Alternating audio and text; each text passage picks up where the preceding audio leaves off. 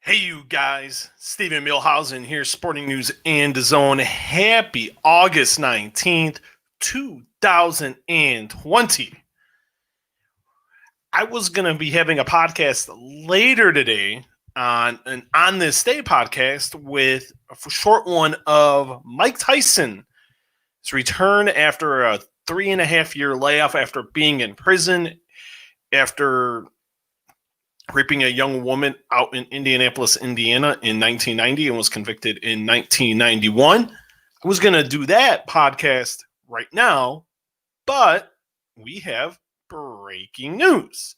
And before we get anywhere else, thank you for everyone that has watched the Paige Van Zandt reaction video to her going to the Bare Knuckle Fighting Championship. Also, thank you to everyone who has watched, commented, and liked the video on the UFC 252 results and reaction show. And it's gotten a lot of great feedback. And I want to thank everyone for that so much. And also for starting the On This Day video, which was series, which is kind and dear to my heart, just because it means a lot, because we're trying something new. And it was on the Ultimate Warrior debuting in WCW. As fatal as that nonsense was, at the end of the day, the Ultimate Warrior did end up in WCW. It was an ill-fated run, but hey, everyone made a lot of money, but unfortunately, the wrestling fans had to suffer.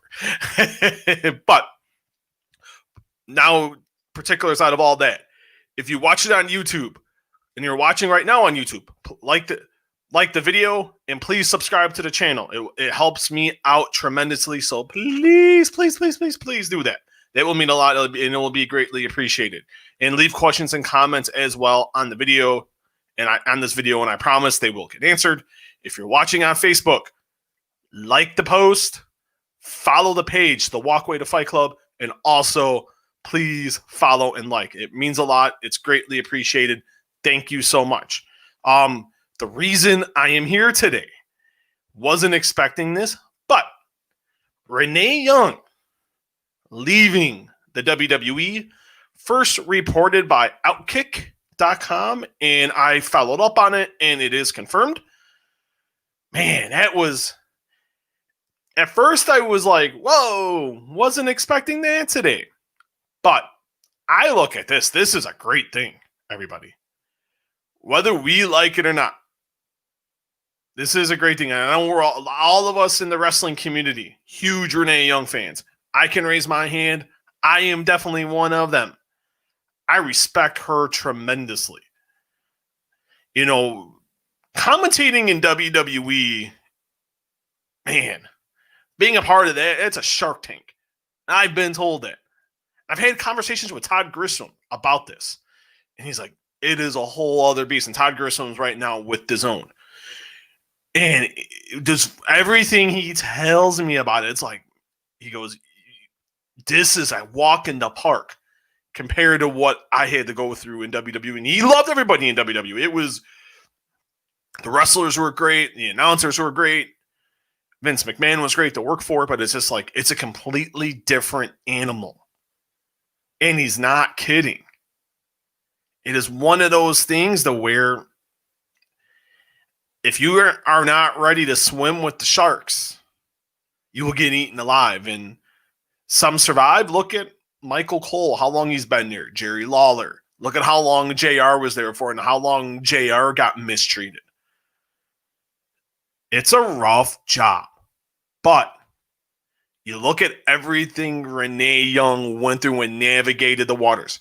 She's there 8 years. 8. Wasn't like she was there for a cup of coffee and then saying, see ya later. This was a thing of 8 years. She left a great gig at the Score in Canada to come to WWE. And she did it all in WWE. What didn't Renee Young do? She backstage interviewer, hosted Talking Smack, hosted WWE Backstage for when WWE went to Fox, and became the first woman ever to become a full-time commentator for WWE. and being that third cog in the wheel. I think that experiment is the reason why, in my all honest opinion, I think WWE doesn't do 3-man booths anymore. There's no reason. There's never a reason. I'm not a fan of the 3-man booth in AEW. I've never been a fan. I was never a fan of the 3-person booth in WWE. There's no reason for it.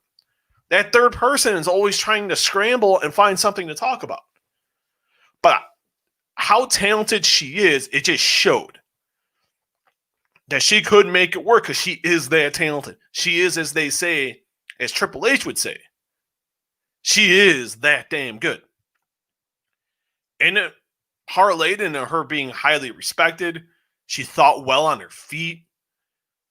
Look at how well she handled those backstage interviews. Look at it now. Oh my God. Charlie Caruso, awful. Dasha was awful. Look at Dasha now. What? It's night and day. Holy jeez. And that's what people don't understand in this situation with her is the fact that, you know, she made a lot of bad situations. She turned a lot of chicken bleep into chicken salad. And that's a testament to her, not a testament to anything that WWE did. But you look at, she's got a lot going on. You know, not being on backstage when you're backstage, you're only really doing. I thought it was really cool. They did the SummerSlam '92 like watch along. That was pretty neat. And just look at, you know, now she was doing the cookbook, and it seems like they did a photo shoot for that. She's been working on that for a while. She was still going in and doing stuff for backstage, interviewing stuff for SmackDown. From what I'm told, she is there. She will be there this weekend for SummerSlam. So be doing all the festivity, all the things for that. And then it's from what I haven't been able to get a full commitment yet if that is it after SummerSlam. I don't know. I would have to think she told them last week that, hey, I'm leaving, giving my notice, I'm out. A normal job, you give 2-week notice, then you see you later. But I don't know the particulars of this situation. So we'll see. In terms of that, I don't know the firm exit date. But what I can tell you, and some stuff that no one has really discussed yet, is the reasons. Extraordinarily, the COVID-19 situation, when she contracted COVID, that got her really upset. And that got her husband, who is the current AEW World Heavyweight Champion, Jon Moxley, he was extremely upset. Talking to sources, people close to Moxley and Young, were not very happy with WWE flying her out. Yeah, she could have said no, but WWE should have had the wherewithal and the common sense, especially when it was getting hot. It was hot and heavy, and it's still hot and heavy, unfortunately. Making her fly from across the country she lives with her and Moxley live in Las Vegas, and sending her to Florida. GTFHOOH. Terrible. To put her in that situation, she tested positive, went through hell. Luckily, Moxley didn't get it. But man, Renee Young went through hell. Then add in the fact no one from WWE even called to check on her after they sent her to Florida and she flew back. And then you tell her that no one calls her, no one say, hey, how are you? No one from management gave her a call. That's Vince McMahon, Triple H, Michael Cole, Mark Carrano, Stephanie McMahon. Come on. Absolutely ridiculous. That's how you treat your employees? Hey, people are getting COVID-19 out here, but we're going to send you out anyway. Oh, you get it? And she got the test on her own. Think about that hot mess. My 14-month-old thinks it's ridiculous too. Come on. You treat your employees like that and you can't even do a common courtesy phone call? That doesn't even require common sense. And that's kind of where that was from what I've been told, that was the tip of the iceberg for her. Was, man, this happened to me. I put myself on the line for you, and you can't even none of you can give me a common sense phone call. Not even a text message. Man, you get the way technology is now, you don't have to pick up the house phone and dial. You can send a text, you can send an email. No common courtesy to do that. I wouldn't want to work at a place that's going to treat me like that. Not a chance. There's no reason for that. That is uncalled for. And that was kind of where the tip of the iceberg was for her. And then backstage getting canceled. Not canceled more unless they're not doing it weekly. They're only going to be doing it for special events and things of that nature. But she's doing other things. She's had offers in the past to go other places. I know ESPN reached out to her. I know that I've talked to people at ESPN that have told me that. They love the work she does. You can make common sense out of that nonsense? God bless you. So she's got plenty of options here. She can go to ESPN, and she would thrive. She would be great. I know ESPN's been looking. I know they had talks at WWE earlier this year about doing more shoulder programming beyond what they were doing, in regards to airing some of those WrestleManias and a lot of the talent being on different ESPN shows. And they're still doing it a little bit right now. I know everyone's suspecting AEW. I don't know if you can add one and one together like I think we all can. I know we're all not pretty stupid here. I think that makes a ton of sense. Her husband works there. No offense to Alex Marvez, but he's not and I think Alex is great at the other things he does. Backstage interviewer is not one of them. Renee Young? Absolutely. That's the goose. God, you go in once a week. You don't have to deal with the political nonsense. You can just go do your job and not be scripted to death. Good for her. If she goes there, which I don't know, I've asked. I haven't gotten an answer yet. But if we're going to add one-on-one together and we're really going to use, you think logically, and I know sometimes in pro wrestling, the logic to some people doesn't make a lot of sense, but it does make a lot of sense here. I think it definitely will be a possibility. I think she'd be great. I think that you can do different things. So it'll be very, very interesting to see that. Well, let's see.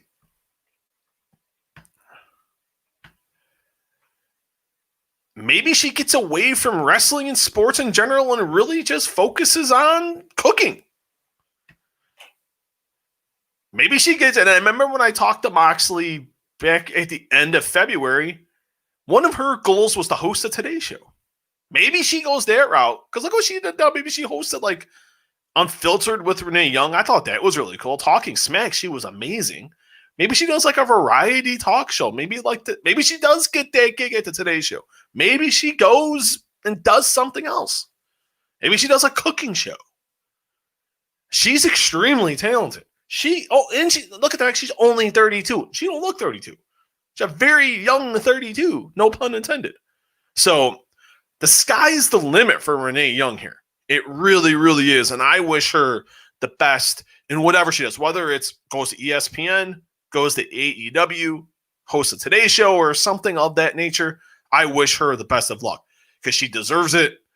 And she's extremely talented, and very nice people deserve to have great things happen to them.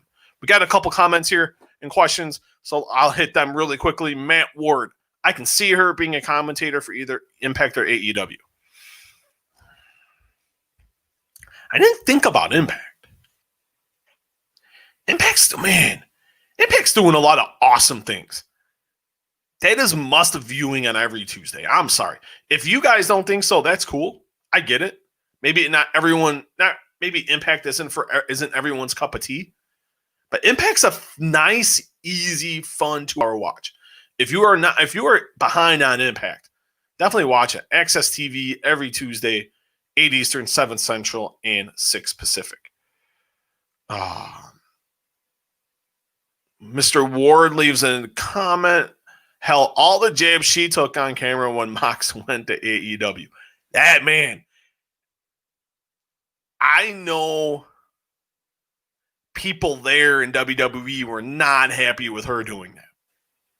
And I also know people in WWE were not happy when when they were doing, I forget, when they started doing the virtual stuff due to COVID, and Moxley appeared, and it was like, whoa.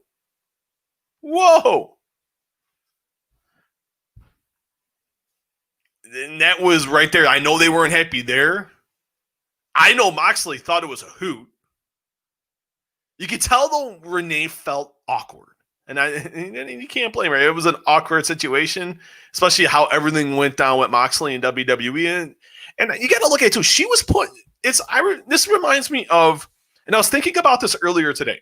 This reminded me of the CM Punk AJ Lee situation. And because I remember when that was all going on after Punk had left, and then the way he got fired, which he got totally crap canned on. I'm trying not to swear more, so I'm sorry if I'm using words like crap, and I'm sorry. Not sorry. I know that was weird for AJ Lee, because here's your husband leaving, giving you the big middle finger and saying, I'm out of here.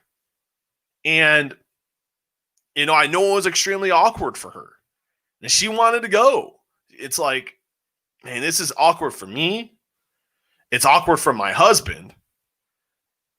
It has to be awkward for the company because you can't totally sandbag her, because if you do, it's only going to make the matters worse. And then the S that begins with an S and ends with a T is going to hit the fan. So I can't. It reminds me of this situation. It reminds me of that, because they never buried Moxley, and they kept her pretty happy because they knew she has options. It's not like she's just like a flash in the pan where she can go nowhere. She's that good. So you can't really, in this type of situation, you can't really blame her. A lot of people popping in here. I want to thank everybody so much. Leave a question, leave a comment. I promise it will get answered. We're just answering some questions here and some comments. And so do that. If you're watching on Facebook Live, like the post, follow the Walkway to Fight Club Facebook page, and also like the page as well. And if you're watching via YouTube, or if you're even watching on Facebook, please subscribe to the channel, like the video, leave questions and comments on there as well. I promise they will all get answered. It means a lot. It is definitely greatly appreciated. I thank you so much for watching and listening and for being very supportive. It really means a lot. But yeah, it reminds me a lot of that situation. Matt Ward also, his final comment, I can see Renee Impact because they are based in Canada. That's something